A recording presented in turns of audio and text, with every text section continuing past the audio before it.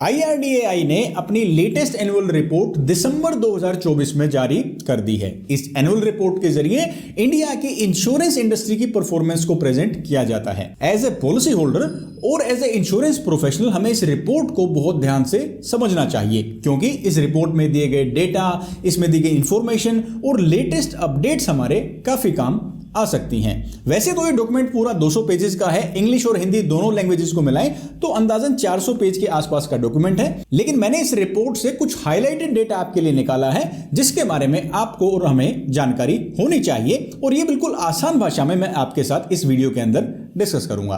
तो आज के इस वीडियो में हम जानेंगे कि इंडिया की इंश्योरेंस इंडस्ट्री की, इंश्योरेंस कंपनीज की 2023-24 में परफॉर्मेंस कैसी रही। इसके साथ साथ क्लेम से जुड़ा हुआ बहुत जरूरी डेटा हम इस रिपोर्ट में जो दिया गया है वो देखने और समझने वाले हैं। IRDAI इंडिया की इंश्योरेंस इंडस्ट्री को बेहतर बनाने के लिए और क्या कदम उठा रहा है जो इस रिपोर्ट में बताया गया है वो भी हम समझेंगे, और इंश्योरेंस कंपनीज का लेटेस्ट इनकर्ड क्लेम रेशियो और सोल्वेंसी रेशियो क्या है ये भी इस वीडियो में हम समझेंगे। और सबसे जरूरी बात यह है, रिपोर्ट में दिया गया डेटा हमें कुछ ऐसी बातें भी बताता है जो रिपोर्ट में कहीं भी मेंशन नहीं है, यानी हम डेटा को भी अपने हिसाब से इंटरप्रेट करेंगे, उसे समझने की कोशिश करेंगे और जानेंगे इसके क्या मायने हैं। तो आइए बिना देरी के इस वीडियो को शुरू करते हैं और रिव्यू करते हैं IRDAI की लेटेस्ट एनुअल रिपोर्ट को। तो दोस्तों, इस रिपोर्ट में जो पहली स्लाइड हम देख रहे हैं, यहां पर बताया गया है इंश्योरेंस सेक्टर इन इंडिया, यानी इंडिया के अंदर जो इंश्योरेंस सेक्टर है वो कितना बड़ा है, कितनी कंपनीज ऑपरेट करती हैं और कितनी कंपनी रजिस्टर्ड है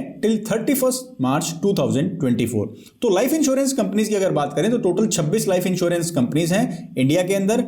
25 general insurance companies, general insurance companies का मतलब जो गाड़ियों का इंश्योरेंस करती हैं, फायर एंड बर्गलरी, या इसके अलावा हेल्थ इंश्योरेंस कंपनीज भी इसके अंदर आती हैं। इसके अलावा stand alone health insurance companies, ऐसी कंपनीज जो खाली हेल्थ इंश्योरेंस का बिजनेस करती हैं, वो टोटल 8 इंश्योरेंस कंपनीज हैं।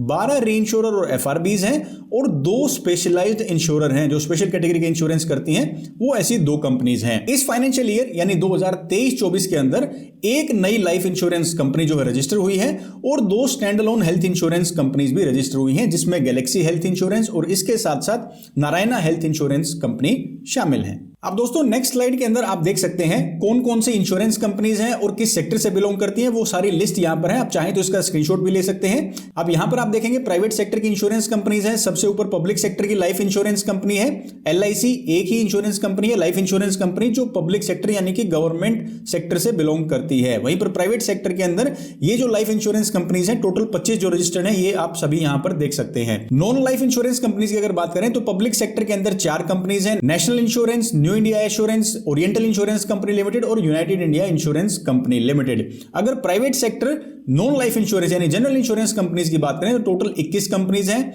स्पेशलाइज्ड इंश्योरर यहां पर पब्लिक सेक्टर गवर्नमेंट सेक्टर से बिलोंग करते हैं, ये 2 ही कंपनीज हैं। और stand alone health insurance company यानी वो कंपनी जो खाली हेल्थ इंश्योरेंस का बिजनेस करती हैं, वो टोटल 8 कंपनीज हैं जो यहां पर लिस्टेड हैं। तो ये ओवरऑल जो इकोसिस्टम है, जो इंश्योरेंस कंपनीज हैं जो इस इकोसिस्टम में काम करती हैं, इंश्योरेंस प्रोडक्ट्स को डिस्ट्रीब्यूट करती हैं, वो सभी यहां पर लिस्टेड हैं टिल 31 मार्च 2024। नेक्स्ट सेक्शन है दोस्तों insurance distribution at a glance. अब देखिए, इंश्योरेंस जो है ना वो डिस्ट्रीब्यूशन के जरिए ही सेल किया जाता है, यानी अलग अलग जगह इसे कैसे बेचा जाता है वो अलग अलग सोर्सेज हम यहां पर अभी देखेंगे। जो सबसे बड़ा सोर्स है यानी सबसे बड़ा तरीका जिससे इंश्योरेंस पॉलिसीज को डिस्ट्रीब्यूट यानी कि सेल किया जाता है वो है individual agents. Total 49 lakh individual agents हैं इंडिया के अंदर जो अलग अलग इंश्योरेंस प्रोडक्ट्स को भारत के कोने कोने तक पहुंचाते हैं, वहां पर सेल करते हैं। इसके अलावा 21 लाख POSPs हैं, पॉइंट ऑफ सेल पर्सन है। ये भी IRD रजिस्टर्ड एजेंट्स नहीं होते हैं, डायरेक्टली POSP कोड इन्हें इशू कर दिया जाता है, लेकिन इसके अंदर कुछ लिमिटेशंस होती हैं, ये सारे प्रोडक्ट्स और बड़ी पॉलिसी जो है वो सेल नहीं कर पाते। इसके अलावा 635 कॉर्पोरेट एजेंट्स हैं, यानी कि जो बैंक्स जो इंश्योरेंस का डिस्ट्रीब्यूशन करते हैं वो 635 हैं। 29 वेब एग्रीगेटर्स हैं, यानी जो ऑनलाइन पॉलिसीज के प्राइस और बाकी फीचर्स को कंपेयर करके आपको पॉलिसीज डिस्ट्रीब्यूट करते हैं, वो वेब एग्रीगेटर्स होते हैं। 1 लाख माइक्रो इंश्योरेंस एजेंट्स हैं। इसके अलावा 683 इंश्योरेंस ब्रोकर्स हैं, यानी इंश्योरेंस ब्रोकर्स यानी कि जो अलग अलग कंपनीज के साथ मल्टीपल कंपनीज के अलग अलग प्रोडक्ट्स को अपने प्लेटफॉर्म, अपने वेबसाइट, अपने डिस्ट्रीब्यूशन चैनल के थ्रू सेल करते हैं, वो रजिस्टर्ड इंश्योरेंस ब्रोकर्स हैं। टोटल 25,470 IMF यानी इंश्योरेंस मार्केटिंग फर्म या MISP motor insurance service provider, जैसे कि कार इंश्योरेंस के जो शोरूम और डीलर्स हैं वो MISP कैटेगरी में आते हैं। तो ये टोटल 25,470 है। अब यहां पर इंश्योरेंस ब्रोकर और इंश्योरेंस वेब एग्रीगेटर में क्या डिफरेंस है? ब्रोकर्स अपनी पॉलिसीज को B2B और B2C दोनों तरीके से बेच सकती हैं, यानी डायरेक्टली वो अपने बिजनेस से डायरेक्टली कस्टमर को भी बेच सकते हैं, और B2B बिजनेस टू बिजनेस यानी डायरेक्टली अपने थ्रू अपने एजेंट्स भी वो बना सकते हैं। लेकिन वेब एग्रीगेटर जो है वो डायरेक्टली B2C ही बिजनेस कर सकते हैं, यानी डायरेक्टली वो अपने क्लाइंट्स, अपने पॉलिसी होल्डर को ही पॉलिसी बेच सकते हैं। तो ये जो टोटल नंबर आप देख रहे हैं, ये मिलकर ही इंश्योरेंस की policies all over India distribute करते हैं। अब दोस्तों नेक्स्ट जो इंपॉर्टेंट डेटा आता है वो है पूरे इस साल के अंदर 2023-24 के फाइनेंशियल ईयर के अंदर कितनी पॉलिसीज बिकी, कितना प्रीमियम इकट्ठा हुआ, कितने क्लेम्स पे किए गए, ये डेटा हम यहां पर देखते हैं। तो सबसे पहले यहां पर लिखा गया है टोटल पॉलिसीज इशूड, पूरे साल के अंदर कितनी पॉलिसीज इशू की गई, तो वो है 36,51,65,000 insurance policies were issued in financial year 2023-24। इसके अलावा इंश्योरेंस प्रीमियम इन पॉलिसीज के थ्रू कितना इकट्ठा किया गया, वो है 11,19,613 करोड़ रुपए, ये पैसा इकट्ठा किया गया है। लाइफ इंश्योरेंस ने सबसे ज्यादा 8,29,929 यानी ऑलमोस्ट 8,30,000 करोड़ रुपए प्रीमियम के थ्रू इकट्ठा किए हैं। जनरल इंश्योरेंस ने 1,72,978 और हेल्थ इंश्योरेंस ने 1,16,694 करोड़ रुपए अपने प्रीमियम यानी पॉलिसीज को सेल करके इंश्योरेंस कंपनीज ने इकट्ठा किए हैं। इसके बदले कंपनीज ने क्लेम कितने पे किए हैं? टोटल अगर तीनों ही कैटेगरीज को मिलाएं तो टोटल 7,66,172 करोड़ रुपए के क्लेम जो है वापस पॉलिसी होल्डर्स को पे कर दिए गए। इसमें क्लेम्स का जो अमाउंट है वो भी सबसे ज्यादा लाइफ इंश्योरेंस कंपनीज का है 5,77,000 करोड़, जनरल इंश्योरेंस कंपनीज का 1,01,000 करोड़ और हेल्थ इंश्योरेंस कंपनीज ने भी 88,101 करोड़ रुपीस के क्लेम्स डिसबर्स किए हैं in this financial year. Total assets under management, अब ये जो इंश्योरेंस कंपनीज है ये हमसे प्रीमियम जो लेती हैं तो अपने पास थोड़ा ही रखती हैं, ये कुछ पैसा अपने पास रखकर रिजर्व के तौर पर बाकी पैसे को इन्वेस्ट करती हैं ताकि फ्यूचर में जो लायबिलिटीज आती हैं तो उसके लिए इनकी इन्वेस्टमेंट्स ग्रो होती रहे। तो इनके जो एसेट्स जिनको ये अभी फिलहाल मैनेज कर रही है वो कितनी है? सबसे ज्यादा लाइफ इंश्योरेंस कंपनीज के जो एसेट्स हैं वो है 61,56,850 करोड़ रुपीस, ये काफी बड़ा अमाउंट है और इसमें मेजर कंट्रीब्यूशन जो है वो LIC का है, क्योंकि इतने सालों से LIC पर पॉलिसी होल्डर्स का भरोसा है और इतने सालों से वो अकेले भी इस स्पेस में ऑपरेट कर रही थी तो काफी ज्यादा एसेट्स में उन्होंने इन्वेस्टमेंट की है। हेल्थ इंश्योरेंस कंपनीज की जो इन्वेस्टमेंट है वो है 32,452 करोड़ रुपए और जनरल इंश्योरेंस कंपनीज की 5,68,659 crore rupees are the assets under management of these different types of insurance companies. अब दोस्तों इस टेबल के अंदर हम इंश्योरेंस पेनिट्रेशन का जिक्र करेंगे। यहां पर लिखा हुआ है insurance penetration India versus world percentage. Insurance penetration असल में होता क्या है और इसका क्या फायदा है, हम क्यों देखते हैं? ये एक परसेंटेज के तौर पर नापा जाता है। पूरे साल के अंदर किसी कंट्री में, किसी भी देश के अंदर इंश्योरेंस का जितना प्रीमियम इकट्ठा किया गया है उसे डिवाइड किया जाता है इस देश की जीडीपी से। जीडीपी क्या होती है? जीडीपी की फुल फॉर्म है ग्रोस डोमेस्टिक प्रोडक्ट। पूरे साल के अंदर जो भी फाइनेंशियल एक्टिविटीज हुई हैं, प्रोडक्शन हुआ है, सर्विसेज जनरेट की हैं किसी भी कंट्री ने, यानी जितने भी इकोनॉमिक एक्टिविटी की है उस अमाउंट को जीडीपी कहा जाता है। टोटल पॉपुलेशन को एक फाइनेंशियल ईयर की जीडीपी से डिवाइड करेंगे और उसे 100 से मल्टीप्लाई करेंगे ये फिगर परसेंटेज में लाने के लिए। इससे पता क्या चलता है? किसी भी देश की इंश्योरेंस पेनिट्रेशन हमें यह बताती है कि इस देश की इकोनॉमिक एक्टिविटी जो भी हो रही है उसके अंदर इंश्योरेंस इंडस्ट्री की क्या भागीदारी है। तो यहां पर जो परसेंटेज निकल कर आती है 2023-24 की फाइनेंशियल ईयर के लिए इंडिया की, वो है 3.7%। वर्ल्ड की एवरेज क्या है? अगर पूरे वर्ल्ड की एवरेज निकाले जाए तो वो है 7%। अगर आप अलग अलग कंट्रीज का डेटा देखना चाहते हैं कि किस देश की कितनी है पेनिट्रेशन इंश्योरेंस की, तो आप यहां पर देख सकते हैं। इंडिया हालांकि कुछ लिस्ट कंट्रीज में से है जहां पर यह पेनिट्रेशन है। और अगर आप पास्ट ईयर के ट्रेंड्स देखना चाहते हैं कि पिछले सालों में पेनिट्रेशन कितनी रही है और कैसे बढ़ती आई है, तो आप ये वाले इस चार्ट के अंदर देख सकते हैं। यहां पर इंडिया में इंश्योरेंस पेनिट्रेशन के पास्ट जो ट्रेंड्स हैं उनको भी दिखाया गया है। ये जो सोर्सेज है, ये रिपोर्ट है स्विस आरए की, सिग्मा वर्ल्ड इंश्योरेंस रिपोर्ट। इसके ये डेटा है जो कि IRDA की एनुअल रिपोर्ट के अंदर दिखाए गए हैं। और यहां पर ये जो इंश्योरेंस पेनिट्रेशन है इंडिया की, ये वर्ल्ड के कंपैरिजन में भी काफी कम है और जो डेवलप्ड कंट्रीज है उनके कंपैरेटिवली भी काफी कम है। इसका डायरेक्टली इंटरप्रिटेशन आप ये लगा सकते हैं कि जो बाकी इंडस्ट्रीज अपना कंट्रीब्यूशन, अपना योगदान दे रही हैं इंडियन इकोनॉमी में, इंश्योरेंस इंडस्ट्री उतना कंट्रीब्यूट अभी नहीं कर पा रही है। लेकिन फ्यूचर जो इंश्योरेंस इंडस्ट्री का है वो काफी अच्छा बताया जा रहा है और इसकी परफॉर्मेंस आगे काफी ज्यादा बढ़ सकती है। नेक्स्ट हमारा डेटा आता है इंश्योरेंस डेंसिटी को लेकर। इंश्योरेंस डेंसिटी क्या होता है और ये हमें क्या बताता है? इंश्योरेंस डेंसिटी का मतलब है कि पर कैपिटा यानी हर इंसान इंश्योरेंस के लिए कितने पैसे स्पेंड कर रहा रहा है और इसकी जो यूनिट है वो है यूएस डॉलर, यानी डॉलर के अंदर इसे मेजर किया जाता है। तो जो इंडिया की इंश्योरेंस डेंसिटी है वो है $95, यानी पर हेड जो स्पेंड है इंश्योरेंस के प्रीमियम के लिए वो $95 है, जबकि वर्ल्ड की जो एवरेज है वो है $889। इसे निकाला कैसे जाता है? टोटल जो एक साल के अंदर इंश्योरेंस प्रीमियम इकट्ठा किया जाता है उसे डिवाइड किया जाता है टोटल पॉपुलेशन से। ये इन दोनों का रेशियो है जो मैं बताता है इंश्योरेंस डेंसिटी। और इंडिया की कंपैरेटिवली जो इंश्योरेंस डेंसिटी है वो बाकी जो बड़े कंट्रीज हैं या डेवलप्ड कंट्रीज हैं, इकोनॉमी वाइज जो बड़े कंट्रीज हैं उनसे काफी कम है। अब यहां पर ध्यान करने वाली बात यह है कि Japan, Germany, Italy, Malaysia, Brazil, Mexico, Turkey, ये अर्जेंटीना, ये छोटे छोटे देश हैं, यहां की जो इंश्योरेंस डेंसिटी है वो भी इंडिया से ज्यादा है। अब इसका कारण यह भी हो सकता है कि उनकी पॉपुलेशन कम है या फिर कुछ कंट्रीज में तो इंश्योरेंस के ऊपर स्पेंड्स भी काफी ज्यादा हो रहे हैं, इंश्योरेंस के ऊपर काफी ज्यादा खर्चा वो करते हैं, तो उनकी इंश्योरेंस डेंसिटी, उन कंट्रीज की इंश्योरेंस डेंसिटी ज्यादा भी है। अगर आप पास्ट ईयर के ट्रेंड्स देखना चाहते हैं तो आप इस वाले चार्ट से देख सकते हैं कि पिछले कुछ सालों में 2014-15 की अगर बात करें, यानी ऑलमोस्ट 10 साल पहले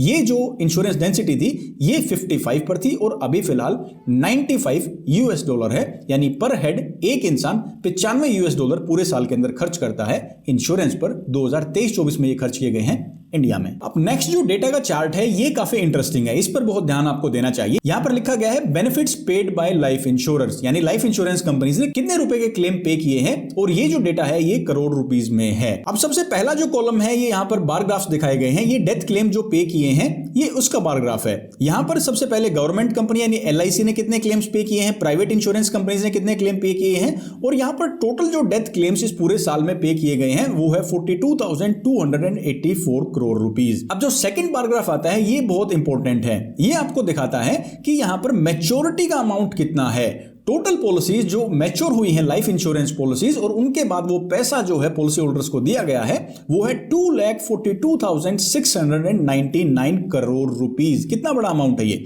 और इसके साथ साथ आपको ये डेटा भी देखना चाहिए जो नेक्स्ट फिगर में है, ये है सरेंडर या विड्रॉल वैल्यू। ऑलमोस्ट जितना अमाउंट मैच्योरिटी पर मिला है इतने ही अमाउंट की पॉलिसीज विड्रॉ कर ली गई हैं, सरेंडर कर दी गई हैं, यानी कि ये पॉलिसीज पूरी नहीं हुई हैं, बीच में ही पॉलिसी के टेन्योर के बीच में ही इनका पैसा विड्रॉ कर लिया गया है और पॉलिसी सरेंडर कर दी गई है। यहां पर दो ट्रेंड निकलकर सामने आते हैं। सबसे पहला तो ये कि इंडिया कितना ज्यादा इन्वेस्ट करता है लाइफ इंश्योरेंस पॉलिसीज में, इतना बड़ा अमाउंट जो है मैच्योरिटी का यहां पर दिखाया गया है। इसके साथ साथ ये सेकंड डेटा ये दिखाता है हम ज्यादा डेडिकेटेड नहीं है अपनी लाइफ इंश्योरेंस इन्वेस्टमेंट्स के साथ। इन पॉलिसीज को हम पूरे टेन्योर तक नहीं रखते हैं, हम बीच में ही अपनी पॉलिसी को सरेंडर कर देते हैं, विड्रॉ करवा लेते हैं। देखिए कितना बड़ा अमाउंट है, 2,29,245 करोड़ रुपए की पॉलिसी बीच में ही सरेंडर हो गई, इंश्योरेंस कंपनी से पैसा वापस ले लिया गया। तो ये दोनों ट्रेंड्स यहां पर देखने को मिले। इसके अलावा जो इनका टोटल है, यानी टोटल पैसा जो लाइफ इंश्योरेंस कंपनीज ने अपने पॉलिसी होल्डर्स को पे किया है वो है 5,77,021 करोड़ रुपीस। और ये फिगर हमें दिखाता है इंश्योरेंस कंपनीज ने, लाइफ इंश्योरेंस कंपनीज ने including death benefit, withdrawal,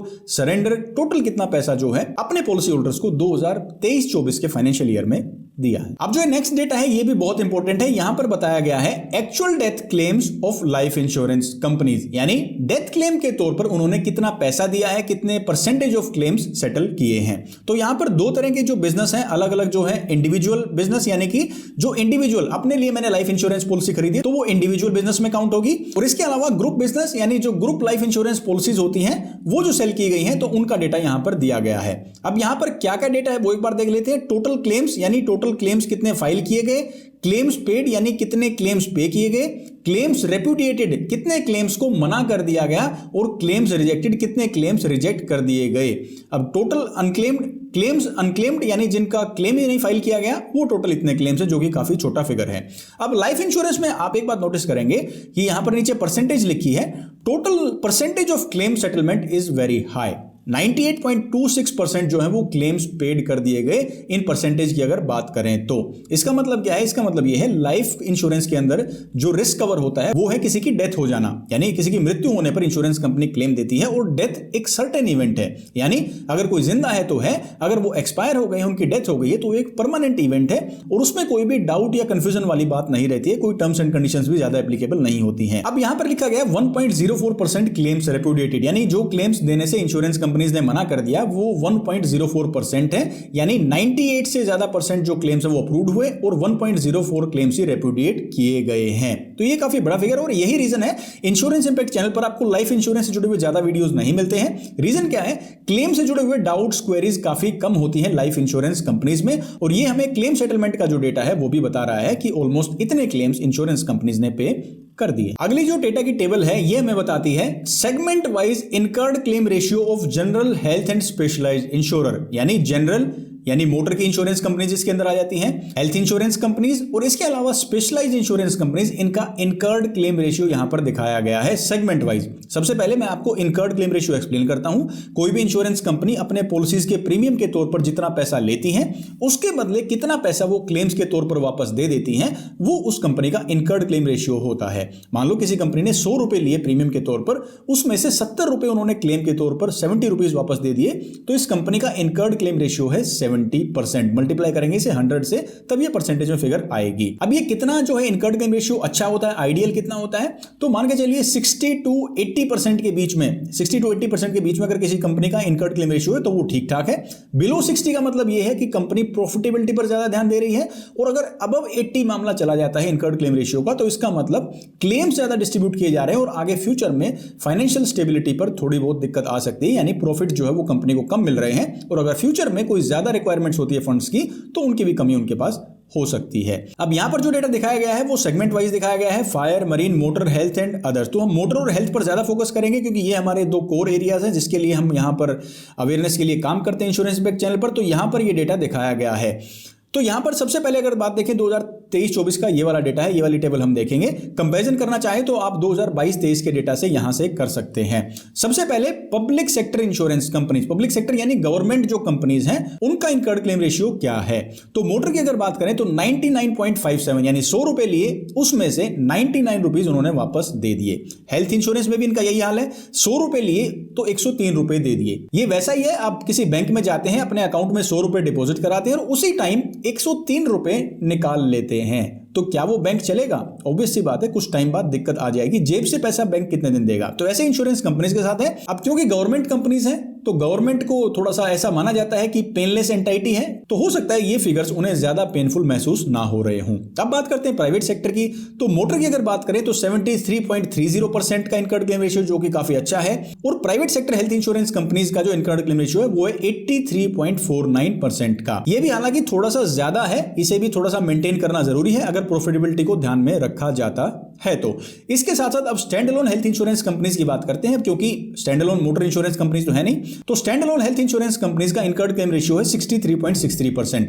stand alone health insurance companies यानी वो कंपनी जो खाली हेल्थ इंश्योरेंस का ही बिजनेस करती है। Star health insurance, Aditya Birla, Niva Bupa, ये जो कंपनीज है, केयर हेल्थ इंश्योरेंस, ये stand alone health insurance companies है। तो इनका जो इनकर्ड क्लेम रेशियो है वो है 63.63%, यानी ये अपनी प्रॉफिटेबिलिटी का भी काफी ख्याल रखती हैं, इसके साथ साथ क्लेम्स भी डिस्ट्रीब्यूट कर रही हैं। अगर बात करें इंडस्ट्री एवरेज की, तो मोटर इंश्योरेंस के अंदर एवरेज है इनकर्ड क्लेम रेशियो की 81.98 यानी ऑलमोस्ट 82%, और हेल्थ इंश्योरेंस के अंदर 86.35% जो है वो एवरेज है इनकर्ड क्लेम रेशियो की सभी इंश्योरेंस कंपनीज की मिलाकर, जिसमें सबसे मेजर कंट्रीब्यूशन किसका है? पब्लिक सेक्टर इंश्योरेंस कंपनीज का। अब दोस्तों जो नेक्स्ट टेबल आता है ये हमें दिखाता है कि health insurance premium underwritten by general and health insurance companies, यानी जनरल और हेल्थ इंश्योरेंस कंपनीज ने कितना प्रीमियम इकट्ठा किया है इस फाइनेंशियल ईयर के अंदर 2023-24 के अंदर। अगर पब्लिक सेक्टर इंश्योरेंस कंपनी यानी गवर्नमेंट इंश्योरेंस कंपनीज की बात करें तो इन्होंने 40,993 करोड़ अप्रोक्सीमेटली प्रीमियम इकट्ठा किया है, और जो ग्रोथ है वो है 4.95% की। पिछले साल से 4.5% इनका प्रीमियम बढ़ा है। अगर बात करें प्राइवेट सेक्टर इंश्योरेंस कंपनीज की तो इनका टोटल प्रीमियम इन्होंने इकट्ठा किया 34,507 करोड़ रुपीस, और इस प्रीमियम में जो ग्रोथ है वो है 37.03% की। काफी ज्यादा ग्रोथ है ये।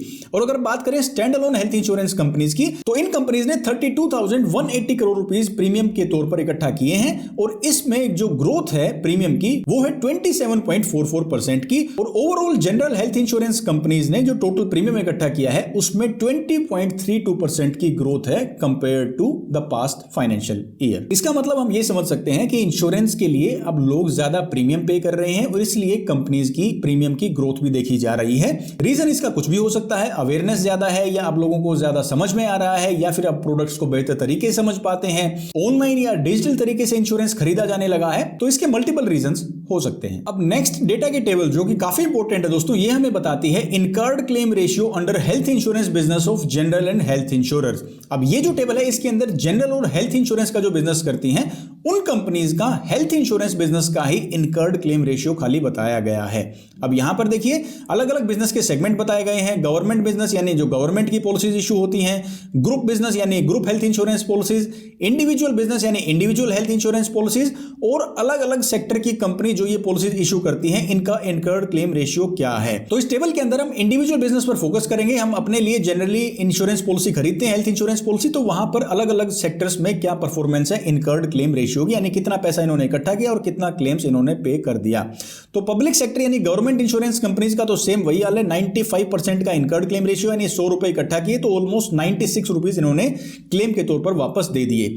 प्राइवेट सेक्टर इंश्योरेंस कंपनीज का 81.28 का इनकर्ड क्लेम रेशियो है और stand alone health insurance companies का 64.08% का इनकर्ड क्लेम रेशियो है। ये जो फिगर है 95.74% का गवर्नमेंट कंपनीज का, उससे पहले के फाइनेंशियल ईयर में 101.65% का इनकर्ड क्लेम रेशियो था। ये ऐसे नहीं कि बस डेटा में आ गया, इसका फर्क इनकी फाइनेंशियल कंडीशन पर भी पड़ता है। जो हम सोल्वेंसी मार्जिन वाले टेबल में देखेंगे तो वहां पर हम चेक करेंगे कि गवर्नमेंट और प्राइवेट सेक्टर जो हेल्थ इंश्योरेंस कंपनीज है, stand alone health insurance companies है, इनके इनकर्ड क्लेम रेशियो में डिफरेंस होने की वजह से इनके सोल्वेंसी मार्जिन्स पर, सोल्वेंसी रेशियो पर क्या फर्क पड़ता है, ये हम उस टेबल से कंपेयर भी, मैच भी करेंगे। अब हेल्थ इंश्योरेंस में दोस्तों आप जानते हैं सबसे बड़ी शिकायत रहती है क्लेम्स को लेकर कि क्लेम नहीं मिलता या कंपनीज क्लेम देने में इंटरेस्टेड नहीं है।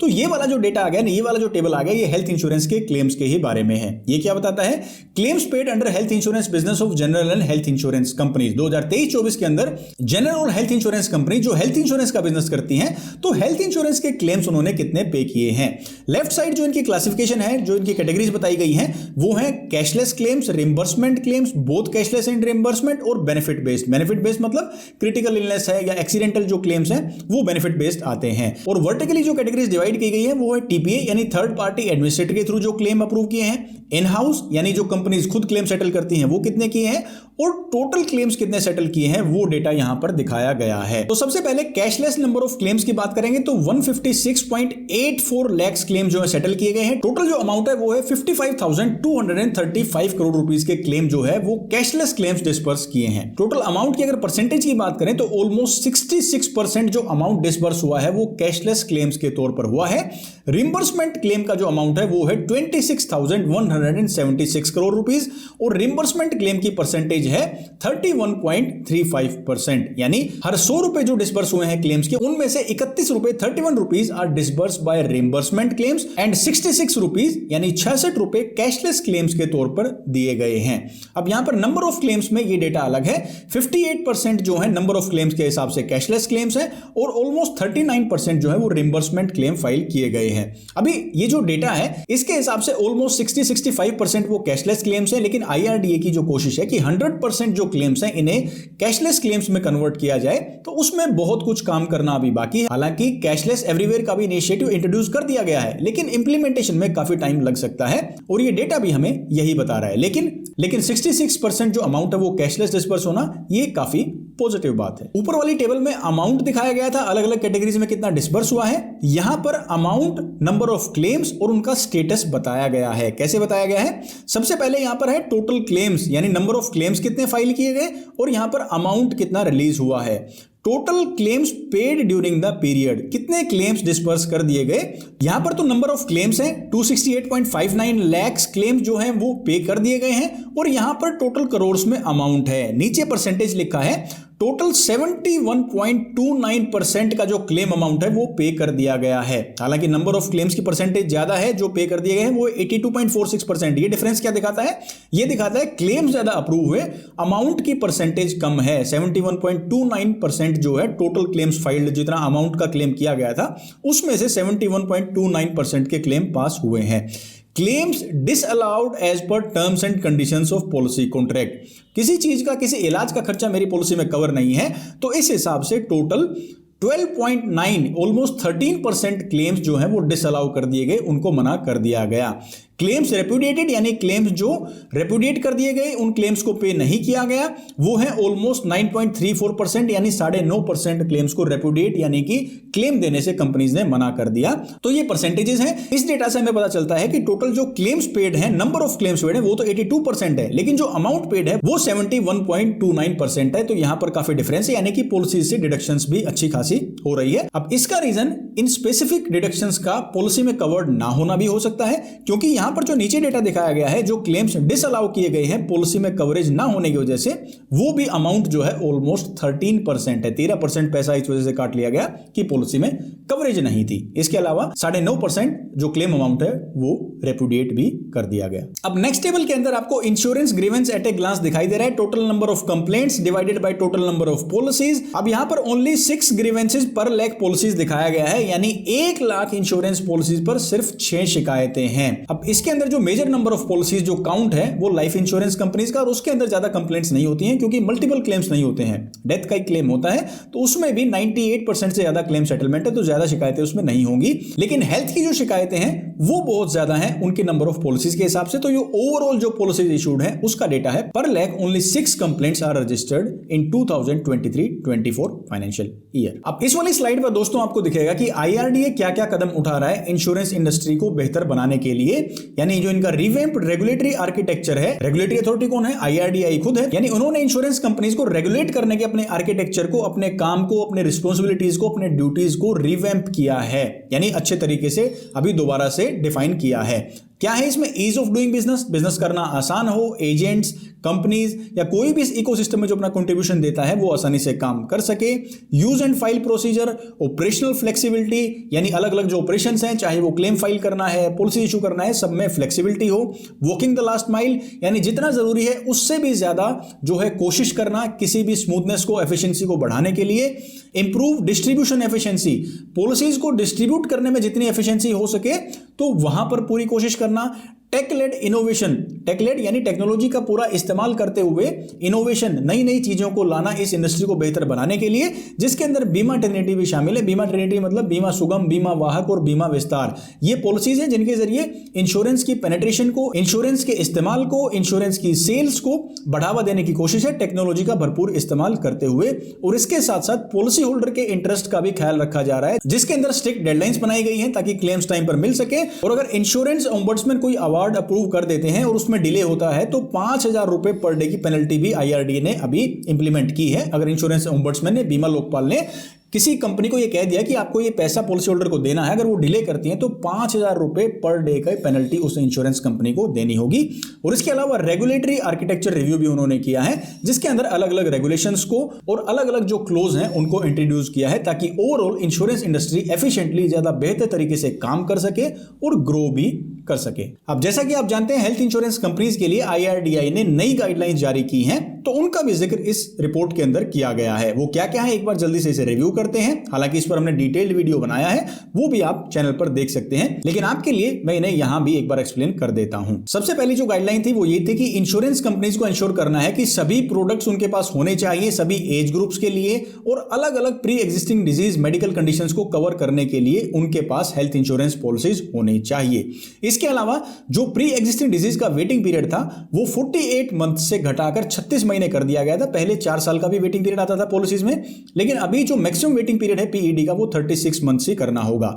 इसके अलावा जो अनडिस्क्लोज्ड पीईडी यानी कि जो बिना बताई गई मेडिकल कंडीशंस हैं उनके लिए, उनकी कवरेज के लिए जो मोरेटोरियम पीरियड था उसका टाइम भी 8 साल यानी 96 मंथ से कम करके 60 मंथ यानी 5 साल कर दिया गया। मैक्सिमम वेटिंग पीरियड जो दिया जा सकता है स्पेसिफिक डिजीज के लिए वो भी 48 मंथ से 36 मंथ कर दिया गया। हालांकि ज्यादातर पॉलिसीज में इसे 24 महीने रखा जाता है, लेकिन फिर भी 36 महीने से ज्यादा कोई भी इंश्योरेंस कंपनी ये स्पेसिफिक डिजीज का वेटिंग पीरियड नहीं रख सकती। इसके साथ साथ इंश्योरेंस कंपनीज को यह सलाह दी गई कि उनके पास बोर्ड अप्रूव्ड पॉलिसी होनी चाहिए आयुष ट्रीटमेंट की कवरेज के लिए। आयुष ट्रीटमेंट यानी alternative treatment, Ayurveda, yoga and naturopathy, यूनानी, सिद्ध एंड होम्योपैथी, इनका इलाज भी इन पॉलिसीज में कवर्ड होना चाहिए। इसके साथ साथ इंश्योरेंस कंपनीज को यह कहा गया कि आप हेल्थ इंश्योरेंस पॉलिसीज को रिन्यू करने से मना नहीं कर सकते जब तक ये कोई एस्टेब्लिश्ड फ्रॉड ना हो, यानी पॉलिसी में कोई फ्रॉड करने की कोशिश ना की गई हो या कोई मिसरिप्रेजेंटेशन ना हो, तब तक इन कंडीशंस के अलावा पॉलिसी को रिन्यू करने से मना नहीं कर सकते। और इसके अलावा आप अपने पॉलिसी होल्डर्स को अलग अलग डिस्काउंट्स दे सकते हो, उनके क्लेम एक्सपीरियंस को भी अच्छा बनाने की आप कोशिश करें। अब नेक्स्ट गाइडलाइन के अंदर IRDA बताता है कि जनरल हेल्थ इंश्योरेंस कंपनीज जो है वो अपने पॉलिसी होल्डर्स को 1 साल से ज्यादा की पॉलिसी 3 साल के लिए भी दे सकते हैं और मैक्सिमम 5 साल तक की भी पॉलिसीज उनको इशू की जा सकती हैं, और 1 साल से कम का भी प्रोडक्ट अगर कोई है उनके पास तो वो भी अपने पॉलिसी होल्डर्स को ऑफर कर सकते हैं। नेक्स्ट गाइडलाइन में IRDA कहता है कि coverage shall be provided during the grace period if premium is paid in installments. अब इंस्टॉलमेंट्स का बहुत ज्यादा चलन हो गया हेल्थ इंश्योरेंस के लिए। अब हो सकता है आप मंथली पे करते हो, हाफ ईयरली, क्वार्टरली पे करते हो। अगर कोई ऐसी पॉलिसी जो इंस्टॉलमेंट्स पर ली गई है तो अगर वो ग्रेस पीरियड में चली जाती है, उसका 1 साल का या जो 10 दिन कंप्लीट हो जाता है और 1 महीने का ग्रेस पीरियड है, तो उस दौरान भी उन्हें कवरेज मिलेगी। कंपनी कवरेज देने से मना नहीं कर सकती। लेकिन ये वाली जो कंडीशन है ये सिर्फ उन्हीं पॉलिसीज पर है जिनका प्रीमियम इंस्टॉलमेंट्स में पे किया जाता है। अब फाइनली IRDA कहता है premium shall remain unchanged for the policy term. Policy आपने 1 साल की खरीदी या 3 साल की खरीदी या 5 साल की खरीदी, उसके बीच में कोई प्रीमियम में चेंजेस नहीं हो सकते। जो पैसा आपसे ले लिया उसी में कवरेज इंश्योरेंस कंपनी को देनी होगी। अब ये जो सारे फीचर्स हैं इनके जरिए IRDA कहता है कि आप ज्यादा से ज्यादा फ्लेक्सिबिलिटी, एफिशिएंसी, कस्टमर का बेहतर एक्सपीरियंस, अपने पॉलिसी होल्डर्स को ज्यादा कवरेज, ज्यादा सुविधाएं देने की कोशिश करें, और इन सभी गाइडलाइंस का ख्याल आपको जरूर रखना है। अब दोस्तों बहुत ही इंटरेस्टिंग डेटा आता है क्योंकि सबसे बड़ा जो डिस्ट्रीब्यूशन चैनल है वो है इंडिविजुअल एजेंट्स, और यहां पर जेंडर बेस्ड डेटा दिखाया गया है कि किस इंश्योरेंस सेगमेंट में किस जेंडर के कितने परसेंटेज, कितने लोग काम करते हैं। डेटा तो यहां पर लाइफ इंश्योरेंस का, जनरल इंश्योरेंस का और स्टैंड अलोन हेल्थ इंश्योरेंस का सभी का दिखाया गया है, लेकिन हम ओवरऑल टोटल फिगर्स पर बात करेंगे। तो टोटल जो नंबर ऑफ एजेंट्स हैं उनके अंदर 71% जो एजेंट्स हैं वो मेल हैं, यानी कि लड़के हैं, और 28%, 82% यानी ऑलमोस्ट 29% जो एजेंट्स हैं वो फीमेल हैं, यानी कि लड़कियां हैं। अब ये डेटा तो ठीक ठाक है, ये परसेंटेज मुझे बहुत ज्यादा लग रही है जो फीमेल एजेंट्स की है, क्योंकि अगर आप इंश्योरेंस इंडस्ट्री में आप जाएंगे तो ज्यादा इंश्योरेंस एजेंट्स आपको फीमेल जो है, लेडीज जो है वो दिखाई नहीं देंगी। लेकिन मुझे इसका एक रीजन नजर आता है, वो ये है कि इंडिविजुअल एजेंट्स अपने नाम से जो कोड ले सकते हैं किसी एक सेगमेंट में, तो जनरल इंश्योरेंस का एक कंपनी का कोड ले सकते हैं, लाइफ इंश्योरेंस का एक कंपनी का, और हेल्थ इंश्योरेंस का भी एक कंपनी का कोड वो ले सकते हैं अपने खुद के नाम से। लेकिन इन 3 कोड से वो सभी जो उनके क्लाइंट्स हैं उनको पॉलिसीज नहीं दे पाते। अब जरूरी थोड़ी है कि आप जिस कंपनी में काम कर रहे हैं सब उसी की पॉलिसी लेंगे, वो कहेंगे मुझे दूसरी कंपनी का प्लान चाहिए। तो फिर एजेंट्स क्या करते हैं, अपनी वाइफ के नाम से, सिस्टर के नाम से, मदर के नाम से IRDA कोड लेते हैं। जिनकी जो एजुकेशन क्वालिफिकेशन है वो अगर एग्जाम क्रैक कर सकते हैं तो एक फैमिली के अंदर मल्टीपल इंश्योरेंस एजेंट कोड हो सकते हैं, लेकिन काम एक ही इंसान करता है। तो ये जो बड़ा परसेंटेज है फीमेल एजेंट्स का, इसमें मुझे ये रीजन भी नजर आता है, और ग्राउंड लेवल पर ये चीजें इसी तरीके से काम करती हैं। और इंडिविजुअल एजेंट के लिए नंबर ऑफ कोड्स के लिमिट होना काफी बड़ी परेशानी भी हो सकती है। किसी घर में अगर कोई और मेंबर नहीं है जो पढ़ा लिखा है तो वो बहुत ही रिस्ट्रिक्टेड तरीके से काम कर पाएंगे। तो ये मेरा सजेशन भी है IRDA को कि जो नंबर ऑफ कोड्स की लिमिट है उसमें कुछ काम किया जाए। यहां पर कुछ फ्लेक्सिबिलिटी देना जरूरी है, चाहे और कंडीशंस लगाकर, ताकि ज्यादा कंपनीज के साथ, ज्यादा डाइवर्सिफाइड, ज्यादा ऑप्शंस के साथ भी एक इंडिविजुअल एजेंट काम कर सके। नेक्स्ट स्लाइड पर जो डेटा है दोस्तों, ये आपको 2 पाई चार्ट दिखाई दे रहे हैं। इस पाई चार्ट के अंदर ये बताया गया है कि किस डिस्ट्रीब्यूशन चैनल से कितनी लाइफ इंश्योरेंस, ये लाइफ इंश्योरेंस का पाई चार्ट है, और ये हेल्थ इंश्योरेंस का पाई चार्ट है, कितनी पॉलिसीज कौन लोग बेचते हैं, ये इस पाई चार्ट के जरिए दिखाया गया है। तो लाइफ इंश्योरेंस में एक बहुत सरप्राइजिंग चीज मुझे नजर आई। सबसे पहली बात तो ये है 51%, 51% जो है इंडिविजुअल एजेंट्स ने पॉलिसीज बेची हैं। इसमें कोई दो राय नहीं है, LIC सबसे बड़ी लाइफ इंश्योरेंस कंपनी और उसकी एजेंट फोर्स ही उसकी ताकत है। 51% जो पॉलिसीज हैं वो लाइफ इंश्योरेंस की इंडिविजुअल एजेंट्स ने बेची हैं, तो उसमें कोई भी सरप्राइजिंग चीज नहीं है। लेकिन यहां पर देखिए 33% यानी हर 10 में से 3 पॉलिसीज कॉर्पोरेट एजेंट यानी कि बैंक्स बेच रहे हैं। अब बैंक में अगर आप जाएंगे तो अलग से कोई डेडिकेटेड आपको लाइफ इंश्योरेंस का काउंटर भी नहीं मिलेगा। अगर कोई क्वेरी हो जाती है तो वो बताने वाला भी नहीं है। जो बैंक का स्टाफ है वही ये ऑपरेशंस डील करता है। और देखिए हर 10 में से 3 पॉलिसीज बैंक्स बेच रहे हैं, और ये दिखाता है डिस्ट्रीब्यूशन की ताकत क्या है। जो बैंक्स की ब्रांचेस है वो देश के कोने कोने में है और वहां तक वो इंश्योरेंस के प्रोडक्ट्स पहुंचाती हैं। तो कितना बड़ा रोल यहां पर है ये आपको यहां पर देखना चाहिए। अब इसके बाद तीसरे नंबर पर जो है वो डायरेक्ट बिजनेस है, यानी डायरेक्ट जो insurance companies, life insurance companies अपने आप बेचती हैं, वो ऑलमोस्ट 10% है। अब आते हैं हेल्थ इंश्योरेंस की साइड, तो यहां पर काफी डाइवर्सिफाइड है। सबसे बड़ा पोर्शन इंडिविजुअल एजेंट्स का है, ऑलमोस्ट 30% पॉलिसीज। ब्रोकर्स यानी कि पॉलिसी बाजार या जो बाकी जो इंश्योरेंस ब्रोकर्स हैं, रजिस्टर्ड ब्रोकर्स हैं, वो 29% यानी हर 10 में से 3 पॉलिसीज वो बेचते हैं। डायरेक्ट सेल्स यानी इंश्योरेंस कंपनी डायरेक्ट भी ऑलमोस्ट 28% सेल्स कर रही है। कॉर्पोरेट एजेंट्स यानी कि बैंक्स यहां पर सिर्फ 12% ही हेल्थ इंश्योरेंस पॉलिसीज बेचते हैं, जो कि ज्यादातर ग्रुप हेल्थ इंश्योरेंस प्रोडक्ट्स होते हैं। तो हेल्थ इंश्योरेंस में तो काफी डाइवर्सिफाइड है, लेकिन लाइफ इंश्योरेंस के अंदर बैंक्स का रोल देखकर मुझे काफी सरप्राइज हुआ। नेक्स्ट टेबल दोस्तों में दिखाता है status of grievance as per बीमा भरोसा पोर्टल। बीमा भरोसा का पोर्टल का लिंक हर इंश्योरेंस कंपनी की वेबसाइट पर होना चाहिए और वहां पर आप इंश्योरेंस कंपनी से, क्लेम से या अपने एक्सपीरियंस से जुड़ी हुई शिकायतें जो है वहां पर कर सकते हैं। तो कितनी शिकायतें हैं, कितनी अटेंड की गई, तो ये यहां पर दिखाया गया। सबसे पहले लाइफ इंश्योरेंस कंपनीज का डेटा यहां पर है। Life insurance companies public sector और प्राइवेट सेक्टर दोनों की मिला के टोटल 1,20,726 कंप्लेंट्स बीमा भरोसा पोर्टल पर रजिस्टर की गई। वहीं पर general and health insurance companies की अगर बात करें तो टोटल 94,843 कंप्लेंट्स रजिस्टर की गई। अगर इनको कंपेयर करें पिछले साल से, तो ये डेटा जो जनरल इंश्योरेंस और हेल्थ इंश्योरेंस कंपनीज में है यहां पर काफी डिफरेंस है, क्योंकि पिछले फाइनेंशियल ईयर यानी 2022-23 की एनुअल रिपोर्ट के अकॉर्डिंग जो टोटल जो कंप्लेंट्स रजिस्टर हुई थी वो थी 76,959, लेकिन ये कंप्लेंट्स बढ़कर 94,843 यानी ऑलमोस्ट 95,000 जो है कंप्लेंट्स हो गई हैं अगर बात करें जनरल हेल्थ इंश्योरेंस कंपनीज की। लाइफ इंश्योरेंस कंपनीज की कंप्लेंट्स कम हुई हैं, पहले 1,24,000 थी, अभी 1,20,726 कंप्लेंट्स दर्ज हुई हैं। तो इसका मतलब ये जो हेल्थ और जनरल इंश्योरेंस सेक्टर है यहां पर कंप्लेंट्स बढ़ रही हैं पहले से, ये डेटा हमें ये इंडिकेट करता है। अब कंप्लेंट्स की बात आती है तो सबसे पहले ध्यान में आता है हेल्थ इंश्योरेंस। तो यहां पर classification of general and health insurance grievances लिखा है, यानी जनरल और हेल्थ इंश्योरेंस कंपनीज की कंप्लेंट जो ग्रीवेंसेस हैं वो किस किस बारे में है, ये एक पाई चार्ट के जरिए बताया गया है। अब पिछले डेटा में आपने देखा ग्रीवेंसेस बहुत ज्यादा हैं, लेकिन सबसे ज्यादा जो ग्रीवेंसेस हैं 68.34% वो किस बारे में है, क्लेम से रिलेटेड। आप जानते हैं हेल्थ इंश्योरेंस में क्या दिक्कत है, क्लेम। गाड़ियों का इंश्योरेंस है तो उसमें क्या दिक्कत है, क्लेम। तो ऑलमोस्ट 68 यानी मान सकते 70% के अप्रोक्सीमेट जो कंप्लेंट्स हैं, शिकायतें हैं, क्लेम से रिलेटेड है। सेकंड नंबर पर जो कंप्लेंट का रीजन है वो है पॉलिसी रिलेटेड, यानी पॉलिसी से संबंधित शिकायतें हो सकती हैं, पॉलिसीज में चेंजेस करवाने हैं, पॉलिसीज को कैंसिल करवाना है या उनसे जुड़ी हुई शिकायतें हो सकती हैं।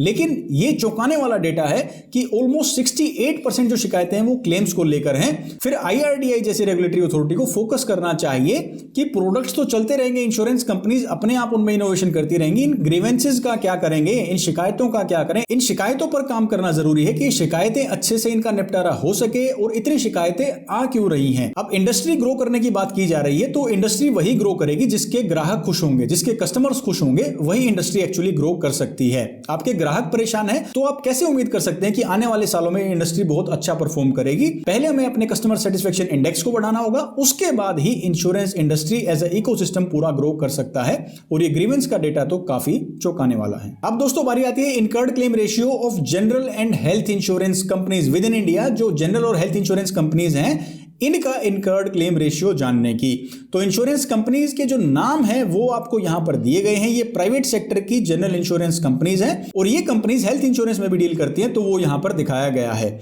अगर इनका इनकर्ड क्लेम रेशियो देखें तो मोटर का जो इनकर्ड क्लेम रेशियो वो यहां पर लिखा गया है और हेल्थ इंश्योरेंस का इनका जो बिजनेस है उसका इनकर्ड क्लेम रेशियो यहां पर लिखा गया है। तो आप कंपनी वाइज यहां पर टैली कर सकते हैं। देखिए यहां पर जैसे कि बजाज एलियांस का हेल्थ इंश्योरेंस के इनकर्ड क्लेम रेशियो की बात करें तो पहले 74.27% था 2022-23 में, अभी बढ़कर हो गया है 84.96%, यानी क्लेम्स इन्होंने ज्यादा दे दिए हैं। इसे थोड़ा इन्हें रेगुलेट करना होगा, कंट्रोल करना होगा। वहीं पर अगर बात करें HDFC को जनरल इंश्योरेंस, बड़ी इंश्योरेंस कंपनीज की बात करते हैं, हेल्थ इंश्योरेंस की मैं बात कर रहा हूं, तो इनका भी 81% के अप्रोक्सीमेट इनकर्ड क्लेम रेशियो हुआ है, पहले 79.04 था।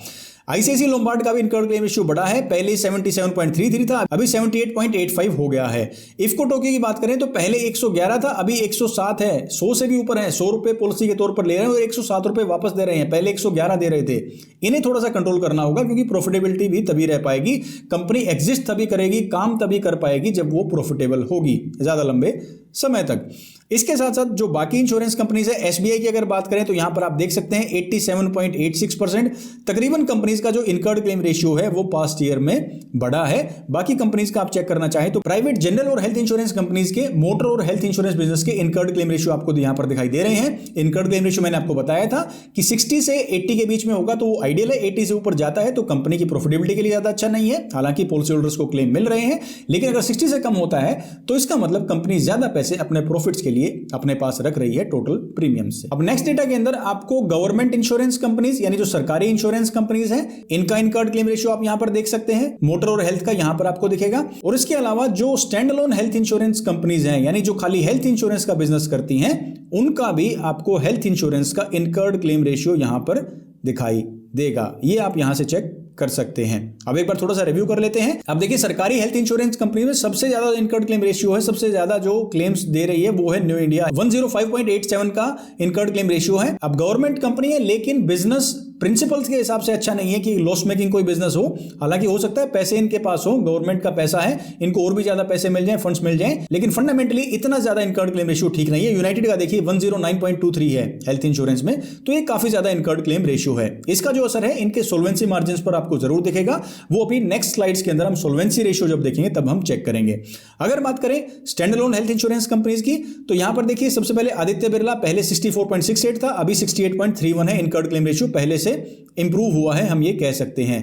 केयर हेल्थ का भी इंप्रूव हुआ है 57.69%।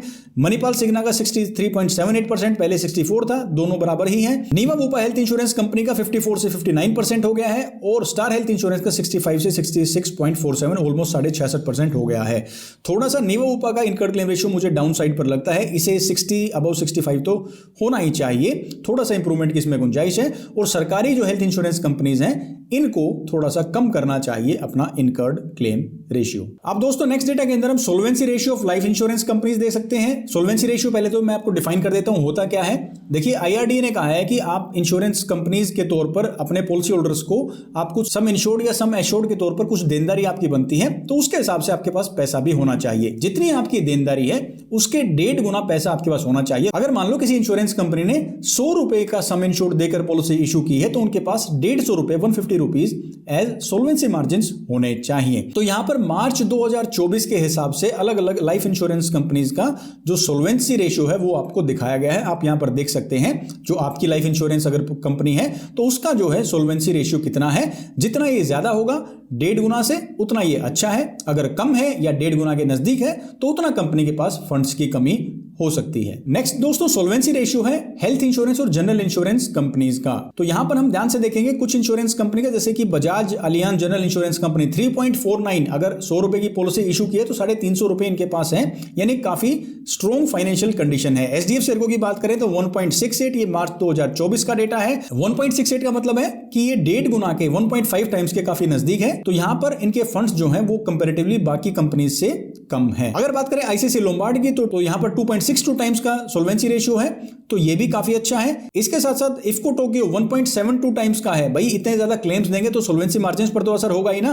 और इसके अलावा अगर बात करें एसबीआई जनरल का 2.25 टाइम्स का है। टाटा आईजी की अगर बात करें तो इनका भी 2.09 टाइम्स का, जो कि काफी अच्छा है। और बाकी जो जनरल इंश्योरेंस कंपनीज हैं, मैग्मा है, नावी जनरल इंश्योरेंस है, ये कुछ छोटी कंपनीज भी हैं, इसलिए भी इनका सोल्वेंसी रेशियो अच्छा हो सकता है। लेकिन बड़ी बड़ी कंपनीज का मैंने आपको हाईलाइट करके बताया है। हालांकि आप इस डेटा से देख सकते हैं, अगर आपकी जो इंश्योरेंस कंपनी है जनरल या हेल्थ इंश्योरेंस कंपनीज, वो आप यहां से डेटा चेक कर सकते हैं। अब हम रिव्यू करेंगे गवर्नमेंट हेल्थ इंश्योरेंस कंपनीज के सोल्वेंसी रेशियो और stand alone health insurance companies के भी सोल्वेंसी रेशियो को एक बार चेक कर लेते हैं। अब देखिए इस डेटा के अंदर दोस्तों जो आपको पब्लिक सेक्टर इंश्योरेंस कंपनीज दिख रही हैं, इनका सोल्वेंसी रेशियो दिखेगा यहां पर। और यहां पर आपको stand alone health insurance companies यानी जो खाली हेल्थ इंश्योरेंस का बिजनेस करती हैं, उनका सोल्वेंसी रेशियो दिखेगा। अब देखिए इनकर्ड क्लेम रेशियो जो इन कंपनीज का था, सरकारी कंपनीज का, कितना ज्यादा था, तो वो असर इनके सोल्वेंसी मार्जिन पर दिखाई दे रहा है। देखिए माइनस में, नेगेटिव में इनके सोल्वेंसी मार्जिन हैं, यानी लॉस मेकिंग ये कंपनीज है। अगर इनके इंश्योरेंस प्रीमियम और इनके सोल्वेंसी मार्जिन को देखा जाए तो नेगेटिव में है। सिर्फ एक न्यू इंडिया एश्योरेंस का 1.81%, हालांकि इनका इनकर्ड क्लेम रेशियो भी काफी ज्यादा था, लेकिन फिर भी इनके पास पैसा है, चाहे वो इनकी इन्वेस्टमेंट हो सकती है या इनके एक्स्ट्रा फंड्स हो सकते हैं। इसके अलावा बात करें stand alone health insurance companies की, तो आदित्य बिरला का सोल्वेंसी रेशियो 1.67% है, केयर हेल्थ इंश्योरेंस का 1.74, और यहां पर दो ही कंपनीज है जिनका 2 से ज्यादा का सोल्वेंसी रेशियो है, वो है नेवा बुपा और स्टार हेल्थ इंश्योरेंस। 2.55 और 2.21% रिस्पेक्टिवली इनके सोल्वेंसी मार्जिन है, यानी पैसे की इनके पास कोई कमी, यानी अपनी लायबिलिटी यानी देनदारी के बदले अच्छे खासे पैसे इनके पास है। जितना 1.5 के नजदीक सोल्वेंसी रेशियो किसी कंपनी का है तो वो अच्छा नहीं है, और अगर 2 से ज्यादा है तो वो कंफर्टेबल सोल्वेंसी मार्जिन कहे जा सकते हैं। तो दोस्तों ये आपने मेरे साथ मिलकर IRDA की एनुअल रिपोर्ट जो 2023-24 फाइनेंशियल ईयर के लिए रिलीज की गई है उसके कुछ बहुत ही इंपॉर्टेंट डेटा को आपने समझा। अब इसके बारे में आपकी क्या राय है, आपकी क्या ऑब्जर्वेशन है, वो भी आप कमेंट सेक्शन में हमें बता सकते हैं। अगर आप इस रिपोर्ट को बिल्कुल डिटेल में पढ़ना चाहते हैं तो इसके PDF डॉक्यूमेंट का लिंक मैं आपको इसी वीडियो के डिस्क्रिप्शन में दे रहा हूं, आप उसे भी पढ़ सकते हैं। ये वीडियो आपको कैसा लगा, जानकारी कैसी लगी, अपना प्यार और सपोर्ट दिखाने के लिए आप वीडियो को लाइक कर सकते हैं और चैनल को भी सब्सक्राइब कर सकते हैं। कई बार आपके मन में ये विचार आता होगा, ख्याल आता होगा कि मैं अपने लिए, अपने परिवार के लिए एक बेस्ट हेल्थ इंश्योरेंस पॉलिसी ढूंढूं, या जो पॉलिसी मेरे पास है ये सबसे अच्छी पॉलिसी है या नहीं है। तो मैं डायरेक्टली इसका जवाब तो आपको नहीं दे सकता कि कौन सा प्लान और कौन सी कंपनी सबसे बेस्ट है, लेकिन ये वीडियो, इस वीडियो में दी गई जानकारी इस बारे में आपकी काफी मदद कर सकती है। मैं हरविंदर सिंह अब आपसे लेता हूं इजाजत, मिलूंगा आपसे अगले वीडियो में। तब तक के लिए आप अपना ख्याल रखिए, खुश रहिए और स्वस्थ रहिए। जय हिंद।